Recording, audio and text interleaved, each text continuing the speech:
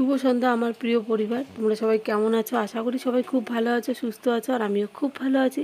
কোচবিহার জেলার এই ছোট্ট একটি গ্রাম থেকে আমি সুস্মিতা আবারও চলে আসলাম তোমাদের সামনে খুব সুন্দর একটি গ্রামের ভিডিও নিয়ে। তো তারপরের থেকে আবার শুরু করলাম ভিডিওটা, কারণ একবারে না এত বড় ভিডিও তো ছাড়া অসম্ভব হয়ে যায়, আর এডিট করতেও খুব অসুবিধা হয়, ভয়েস ওভার দিতেও খুব অসুবিধা হয়, আর তোমাদেরও ভালো লাগবে না দেখতে। তাই অল্প অল্প করে আর কি আমি আমার শ্বশুরমশাইয়ের শ্রাদ্ধের ভিডিও ছাড়ছি। তো আশা করছি তোমরা সবাই দেখবে পুরো ভিডিওটা প্রথম থেকে শেষ পর্যন্ত। তো তারপরে যে সন্ধেবেলার দিকে ভোজ রান্না করছিল, তোমাদের তো আমি এই যে আমার শ্বশুরমশাইকে যে রান্না করে আর কি খাবার দেওয়া হয়েছিল ওগুলো দেখিয়েছিলাম। তো তারপরে যে মানে ভাগ্নে নাকি ভোজ বানায় আর কি, আমার মানে শ্বশুরমশাইয়ের ভাগ্নে যে থাকবে তাকে আর কি রান্না করতে হবে এসব। আর রান্নাটাও কিন্তু মাটির হাঁড়িতেই করতে হয়। তো আর রান্নার মধ্যে কিন্তু সব কিছুই দিতে হবে, না হলে আমার বর আর কি তারপর খেতে পারবে না। মাছ মাংস, মাংস আবার হচ্ছে কবিতরের মাংস দিতে হয়, মানে আমাদের মধ্যে যেটা দেয় আমি তোমাদেরকে সেটাই বললাম। কবিতরের মাংস রান্না করা হয়েছে আলাদা, আর ওখানেও আর কি অল্প কবিতরের মাংস দিয়েছে। তারপর সব কিছু আর কি তেল মশলা শাক ঠাক যা যা আর কি হয় সব কিছুই দেওয়া হয়েছে। তো একসঙ্গে ওটা আর কি রান্না করেছে। তো তারপরে যে সমাজ আর কি বলে এটাকে, মানে আমার বয়স্ক লোকেদের সাথে আমার বর আর কি ওখানে বসে খাবে। মানে আজকে থেকে আর কি ও মাছ মাংস সবাই আর কি খেতে পারবো আমরা। তো সবার বড়দের কাছে আর কি প্রণাম করলো, প্রণাম করে ওদের কাছে আর কি আদেশ নিতে হয়, মানে সমাজে আর কি নিল এটাই আর কি বলে, মানে সমাজ বলে নাকি। তো আমি তো অত কিছু জানি না, বড়দের কাছে যেটা শুনি তোমাদের সাথে আমি সেটাই বললাম। তো এদিকে আমার বাপের বাড়ির লোক এসছে সবাই, মানে আমার মা কাকি, মা তো আছেই, মানে জেঠি কাকি, তারপর ঠাকুমা, তারপর আমার পাশের বাড়ির এক কাকি কাকু, তারপর বোন। তো সবাই এসছে, ওরা চাটা খেলো, তারপরে যে ভাত খেলো, খাওয়ার পরে যে ছিল কিছুক্ষণ, তো এখন যে বাড়ি যাবে। তো ওই রাস্তায় আর কি বেরোলাম, আর আমাকে এদিকে বলছি আর কি সাবধানে থাকার জন্য। তো এদিকে আমার ছোট্ট সোনের মনটা না খুব খারাপ হয়ে গেলো, এতক্ষণ অনেক সাথী ছিল ওর। তো আস্তে আস্তে আর কি এখন হালকা হয়ে যাচ্ছে লোক, আর ওর খেলার সাথীও এখন নেই, ওর মনটা খুব খারাপ। তো তারপর রাতের দিকে আমরাও খাওয়া দাওয়া করে নিয়েছি, মানে অনেকক্ষণ উপোস ছিলাম না, মানে তার মধ্যে সন্ধ্যের দিকে কিন্তু ভাত খেয়েছিলাম নিরামিষ। তো তারপর না হঠাৎ করে অনেক দিন পর আমিষ জিনিসটা না খেতে জানি কেমন একটা লাগছিল, গা গোলাচ্ছিল মনে হয় প্যান্ডেলে বসে। তো তবু আর কি খেতে হয়, যখন মাছ দিয়ে নাকি খেতে হবে। তো অল্প করে খেয়েছিলাম, খেয়ে দিয়ে মানে রান্না কিন্তু এত সুন্দর হয়েছিল না বলার মতো না, রান্না বান্না খুব সুন্দর হয়েছিল। তো তবু আর কি বেশি একটা খেতে পারিনি।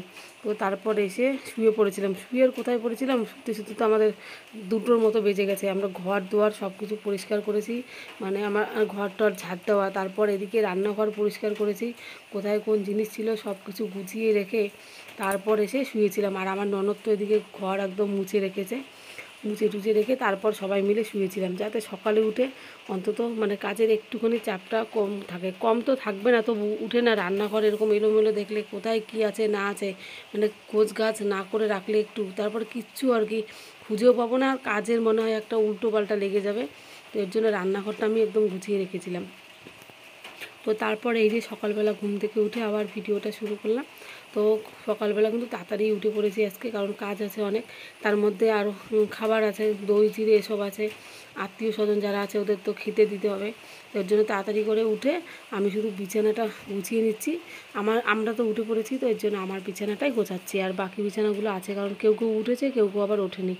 আর এদিকে আমার মা কিন্তু স্নান করে ফেলেছে, স্নান করে মানে এদিকে চাটা করবে, মানে এক একজন এক এক দিকে আর কি কাজ করা শুরু করে দিয়েছি। আর আমি এদিকে কি কি আছে দেখি খাবার, তো ওগুলো আর কি বার করে নিয়ে আসবো ওই বারান্দায়, ওই রান্নাঘরে রাখা হয়েছে, মানে উনুনের রান্নাঘরটা এখানে নিয়ে আসবো, এসে সবাইকে আর কি খাবার টাবার দিতে হবে।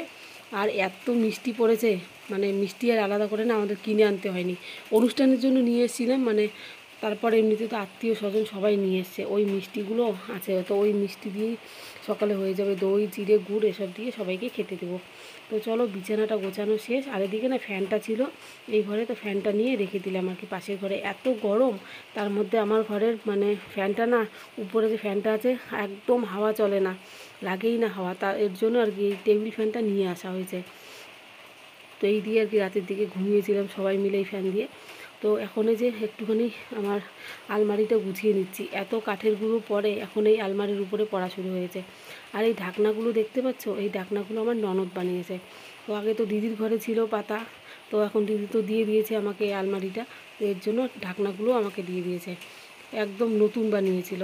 আর এত সুন্দর হাতের কাজ, মানে দিদি খুব সুন্দর সুন্দর জিনিস বানাতে পারে। আর এদিকে ঘরটা দেখতে পারলে, এই ঘরটাও কিন্তু আমার ননদের, কিন্তু মানে আর্টটা দিদি করেনি, ঘরটা শুধু এমনিতে মাটির ছিল। তো তারপর আমি আমার একটা ভাস্তির কাছ থেকে আর্ট করে নিয়েছিলাম, মানে রং করে দিয়েছে আমাকে, রং করে তারপরে যে কলকা আর্ট করে দিয়েছে। তো বাবার শ্রাদ্ধের আগের দিন আর কি নিয়ে এসেছিলাম, তো তোমাদেরকে একটুখানি দেখালাম।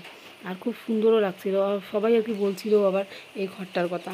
তো তার মানে কিনে এনেছি নাকি আমি, তো তারপর আর কি বললাম যে কেনা না, হ্যাঁ ঘরটা কেনা, কিন্তু আর্টটা যে করেছি এটা হচ্ছে হাত দিয়ে আর কি করা, নিজের হাতে করা। তো এদিকে একটুখানি টুকটুক করে আর কি ঘরটা পরিষ্কার করলাম, অনেক ধুলো টুলো পড়েছে, বুঝতেই পারো বাড়িতে অনুষ্ঠান হলে ঘর টর একটুখানি নোংরা হয়। তো পরিষ্কার টরিষ্কার করে তারপরে যে স্নান করলাম, করে এই যে চিড়ে টিড়ে সব বের করে দিলাম।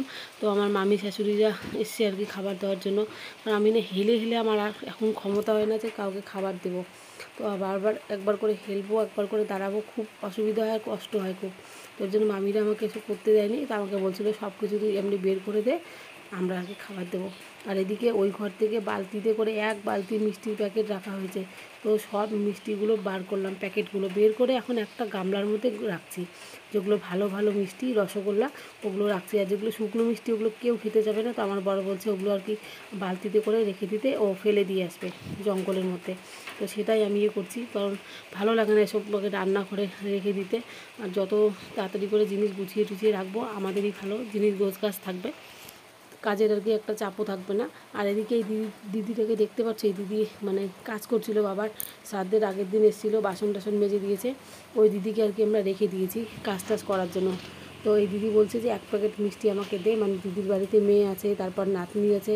তো দিয়ে দিলাম এক প্যাকেট মিষ্টি, রসগোল্লা। আমি আর কি বললাম যে তোর যেটা পছন্দ হয় পছন্দ করে তুই নে। তো কয়েকটা শুকনো মিষ্টি নিল আর রসগোল্লা নিল, তো ঘরের মধ্যে রেখে দিল নিয়ে গিয়ে। তো এদিকে যে আমার এক মামি শাশুড়ি এসছে, মামি আবার মিষ্টি মিষ্টি খাবে না, বলছে শুধু এমনিতেই দই মুড়ি খাবে আর কি, কারণ মামি মিষ্টি খায় না। তো দই দিয়ে আর কি মুড়ি নিজে নিয়ে খেলো। তো তারপর আমি কি করলাম, এদিকে হাত ধোয়ার জন্য গেলাম, কারণ মিষ্টিগুলো রাখলাম, হাতটা একদম আঠা আঠা হয়ে গেছে। তো তারপর এদিকে দুপুরের খাবার দাবারের আয়োজন চলছে, যারা যারা আছে আর কি আত্মীয় স্বজন, তারপর আমার মামি শাশুড়ি বাড়ির পাশে আমার মামা শ্বশুরি বাড়ি, ওরা তো খেতে বলা হয়েছে সবাইকে। তো যে দুপুরবেলার দিকে সবার খাওয়া দাওয়ার নেমন্তন্ন। তো পাঁঠার মাংস নিয়ে এসে, পাঁঠার মাংস, তারপর মাছ, ডাল, তারপর হচ্ছে এদিকে সবজি ভাজা এসব আর কি, আর কালকের চাটনি আছে অল্প। তো এই দিয়ে দিই খাবার, আর তো মিষ্টি তো আছেই। তো সবাই মিলে তাড়াতাড়ি করে খাবার দাবার আর কি দিচ্ছি। আর রান্নাবান্নাও না তাড়াতাড়ি করে হয়ে গেছে, মানে সবাই মিলে যদি হাতে হাতে করা যায় দেখবে কাজের চাপটাও একটু কম থাকে, আর মানে তাড়াতাড়ি করে হয়ে যায় আর কি, সবার পরিশ্রমটাও একটু কম হয়। তো যত দূর পাচ্ছি আমি দিচ্ছি, তারপর না আমি আর দিতে পারছি না, মানে বারবার করে ওঠানামা আর করতে ইচ্ছে করছে না, হাত পা যেন কামড়াচ্ছে, আর ব্যথাও মানে করছিল হাত পা এই কয়েকদিন ধরে, মানে এমন করতে করতে মানে শরীর।